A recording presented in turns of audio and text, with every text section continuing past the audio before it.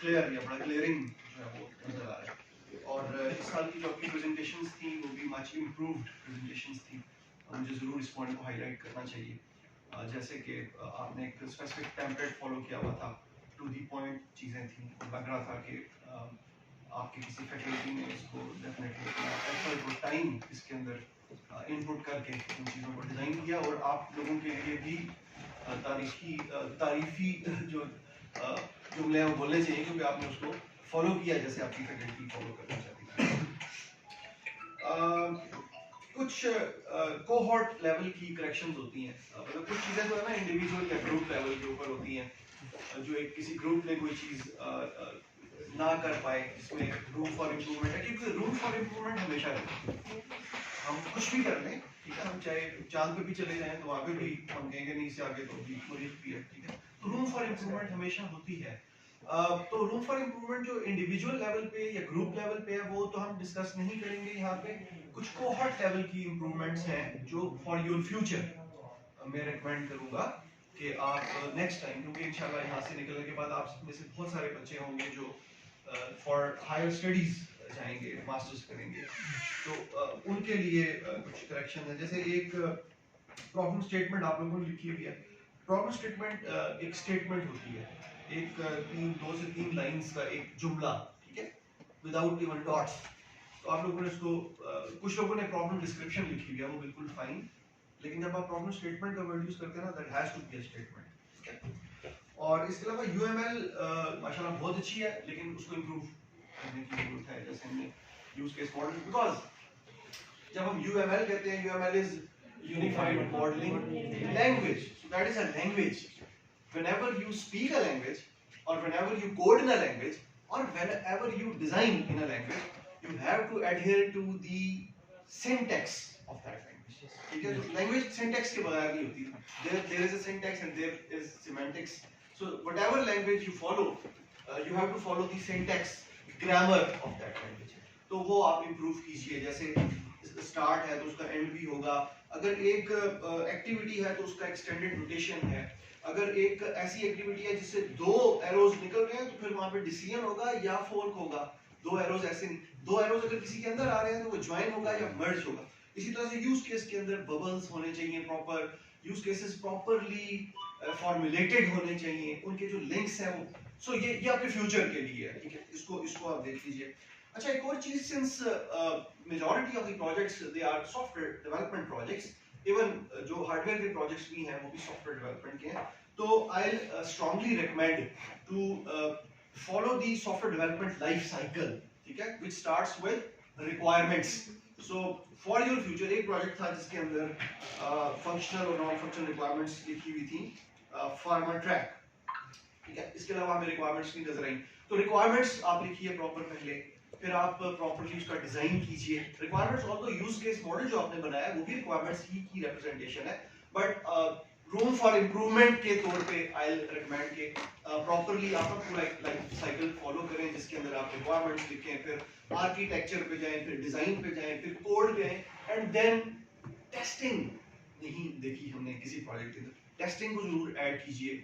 पहली दफा आप करेंगे तो 1-2 स्लाइड्स होगी, अगले साल उसमें मजीद इजाफा होता जाएगा, बिकॉज टेस्टिंग, अगर सिर्फ टेस्टिंग की बात की जाए तो एक बहुत बड़ी फील्ड है जिसका बहुत बड़ा स्कोप है और जिसकी बहुत बड़ी डिमांड है, ठीक है। तो मैं रिकमेंड करूंगा कि टेस्टिंग को भी आप इंक्लूड कीजिए।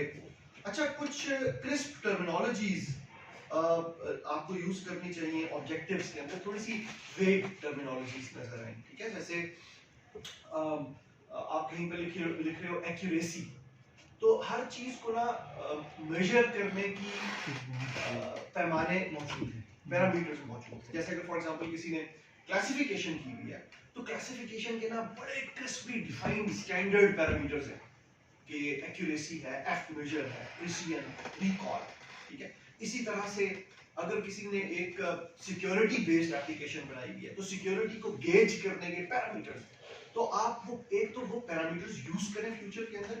Secondly, each and everything has to be numeric, quantified, मतलब एक्यूरेसी जो है that is always measured in percentage, ठीक है। तो आप वो जी इतने परसेंट एक्यूरेट है, क्रिस्पली क्वांटिफाइड बता सको आप, ठीक है, मिकदार बता सको।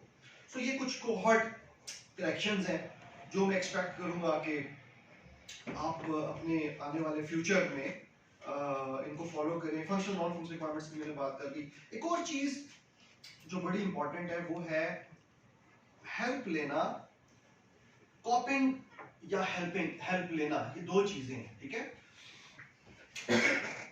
I joined a software house back in 2007, March 2007.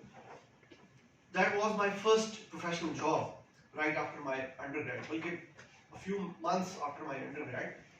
तो वहां पे जो चीज हमने सीखी वो ये थी कि अच्छा प्रोग्रामर वो कंसीडर होता था जिसको ये पता होता था कि मैंने गूगल पे क्या क्वेरी लिखनी है, उस क्वेरी ने जो कोड निकालना है वो मैंने कौन सी वेबसाइट से उठाना है और उसको मैंने कहां पे पैच करना है। जिसको ये गुण आ जाता था वो बहुत अच्छा प्रोग्रामर बन जाता था। But this is not copying, समझ रहे हैं मेरी बात? कॉपिंग इज कि आपको अगर एक काम दिया जाता है आप वो पूरे का पूरा उठा लो और उसको एज इट इज प्रेजेंट कर, दैट इज अनएथिकल। बट ये जो हेल्प लेना है ना, ये बिल्कुल एथिकल है, ये अनएथिकल नहीं है। तो आज का जो दौर है ये अब वो दौर नहीं रहा जब आप गूगल पे क्वेरी डालते थे। आज का जो दौर है ये चैट जीपीटी का दौर है। अब आपने चैट जीपीटी से हेल्प लेनी है तो देयर इज अ डिफरेंस कि आप चैट जीपीटी पे जाके लिखो कि search me a project for example library management system, ये एक अलग चीज है। या आप जाके उससे पूछो कि मैंने एक लॉगिन स्क्रीन के लॉगिन बटन का कोड लिखना है, वो कोड मुझे दे दो, दैट्स फाइन। आप उससे ये हेल्प जरूर लो और आपको आना चाहिए, because chat GPT is a tool. आपको उसको टूल के तौर पे यूज करना आना चाहिए, लेकिन उसको पॉजिटिवली यूज करना है या उसको नेगेटिवली यूज करना है ये आपकी अपनी चॉइस है। अगर आप पॉजिटिवली यूज करेंगे तो उसका आपको पॉजिटिव बेनिफिट होगा, अगर आप उसको नेगेटिवली यूज करेंगे तो आपको फ्यूचर में वो नुकसान देगी, ठीक है। सो कॉपिंग नहीं करनी आपने, हेल्प आपने जरूर लेनी है। हेल्प के बगैर प्रोग्रामर प्रोग्रामिंग कर ही नहीं सकता। बिल्कुल ठीक हो गया, समझ आ गई इन सारी बातों की। अच्छा, इसके बाद अब हम आ जाते हैं कुछ आपके डिसिप्लिन से रिलेटेड बात करेंगे, फील्ड से रिलेटेड छोटी सी बात करेंगे और छोटी सी बात करेंगे आपके फ्यूचर एवेन्यूज के बारे में, और फिर हम एक छोटी सी बात करेंगे कुछ वाज़ो नसीहत की, ठीक है। डिसिप्लिन, कोई डाउट है आपको कि you have selected the best discipline? इसमें किसी को कोई डाउट है? Because computer sciences has crossed almost each and every discipline, at least in science and technology. जो लोग कहते हैं मेडिकल साइंस से शायद अभी हमें आगे नहीं निकले होंगे, हमें भी निकल गए शायद से अगर हम चेक करें, लेकिन एटलीस्ट साइंस एंड टेक्नोलॉजी में we have crossed each and every discipline. There was a time के जी कहते थे इलेक्ट्रिकल इंजीनियर, उसकी एक बड़ी वर्थ होती थी और इलेक्ट्रिकल इंजीनियरिंग का मेरिट हर एक यूनिवर्सिटी के अंदर टॉप पे होता था। लोग तरसते थे कि हमें कहीं उसके अंदर एडमिशन मिले। फिर एक टाइम आया जब मैकेनिकल ने इलेक्ट्रिकल को क्रॉस किया, फिर कुछ टाइम आया सिविल। अब जो दौर है इसमें माशाल्लाह कंप्यूटर साइंसेस ने तमाम इंजीनियरिंग डिसिप्लिन्स को क्रॉस कर लिया। But you have to be a professional computer scientist, otherwise just having a tag is not sufficient. आपको जब कभी भी कोई काम करना है, जैसे आपको कहा जाता है FYP करें, इसको हम FYP कहते हैं, फाइनल ईयर प्रोजेक्ट। छोटा सा काम लें, बिल्कुल छोटा सा, लिमिटेड इन स्कोप, साफ सुथरा, नॉट वेरी कॉम्प्लेक्स कि जी मैं ना एक मिशन क्रिटिकल सिस्टम बनाने लगा हूँ या मैं कोई इधर जो है ना ऑटो पायलट एरोप्लेन बनाने लगा हूँ जो अमेरिका के स्टेल्थ को बीट करेगा। No need for that.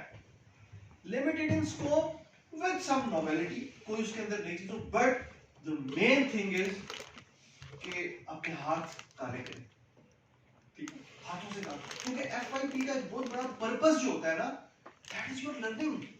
ये नहीं होता FYP में कि मैं एक ऐसी ऐप बना दूँ जो मार्केट में चलने वाली सारी ऐप्स को, that is not the aim of FYP।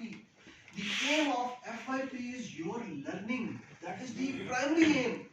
So whatever you do अपने हाथों से करें, ठीक है। डिसिप्लिन के बारे में हमने बात कर ली। फॉर योर फ्यूचर, आप में से कुछ लोग हायर स्टडीज की तरफ जाएंगे, कुछ लोग फ्रीलांसिंग की तरफ जाएंगे, ठीक है, कुछ लोग सॉफ्टवेयर हाउसेस की तरफ जाएंगे। हर चीज के अपने अपने फवायद और नुकसान हैं, ठीक है। हायर स्टडीज के लिए मैं ज़रूर सारे लोगों को रिकमेंड करूँगा कि एटलीस्ट मास्टर्स के लिए ज़रूर जाएं, और उससे पहले अगर आपको कहीं प्रैक्टिकल काम करने का मौका मिलता है कि कोई एक आध साल आप सॉफ्टवेयर हाउस में लगा लें, या along with your academic career freelancing की आपके पास ऑप्शन मौजूद है, फ्रीलांसिंग ज़रूर कीजिए, ठीक है। उससे आपकी लर्निंग होगी, प्रोफेशनली कैसे काम किया जाता है ये चीज़ आप सीखेंगे, और फिर आप हायर स्टडीज़ के लिए ज़रूर जाएं, एटलीस्ट मास्टर्स करें, अच्छी जगहों से करें। अगर बाहर जा सकते हैं तो बाहर से करें, जो बाहर जाके करते हैं वो हम ही में से होते हैं, ठीक है, हम ही लोग होते हैं। ज़रूर हंट करने की कोशिश करें अच्छी पोजीशंस को, बेतहाशा स्कॉलरशिप्स दुनिया की यूनिवर्सिटीज़ की अवेलेबल है, सब लोगों को कम्पीट करना चाहिए और निकलने की कोशिश करनी चाहिए। अब कुछ मैं आपकी फ्यूचर के हवाले से ही और करंट जो आपका टाइम चल रहा है उसके हवाले से कुछ नसीहतें हैं जो मैं करना चाहूँगा। पहली नसीहत यह है कि आपको पता है, आप कहीं भी होते हो, तो यहाँ पे मार्कर होगा सर, मार्कर मिल